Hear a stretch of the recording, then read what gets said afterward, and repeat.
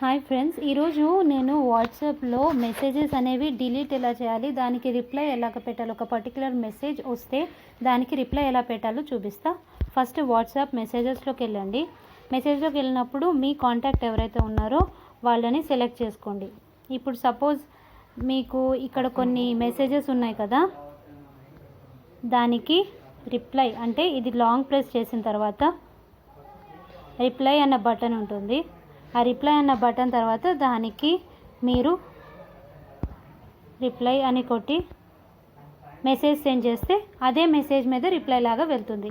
ఒకవేళ మీరు ఏదైనా మెసేజ్ డిలీట్ చేయాలనుకుంటే అదే మెసేజ్ని, సపోజ్ ఇవి నేను పెట్టిన మెసేజెస్ కాబట్టి ఇక్కడ డబుల్ టిక్ వస్తేనే డిలీట్ అవుతుంది. సో నేను వేరే మెసేజ్కి వెళ్తాను. సపోజ్ ఇలా ఉందండి, నేను హాయ్ అని పెట్టాను. ఇప్పుడు ఈ మెసేజ్ ఇప్పుడు నాకు సెండ్ అవుతుంది. సెండ్ అయిన తర్వాత లేదు నేను ఈ గ్రూప్లో పెట్టాల్సిన మెసేజ్ ఇది కాదు అన్నప్పుడు అది లాంగ్ ప్రెస్ చేశారనుకోండి, మీకు ఇక్కడ డస్ట్బిన్ లాగా ఒక ఐకాన్ కనిపిస్తుంది.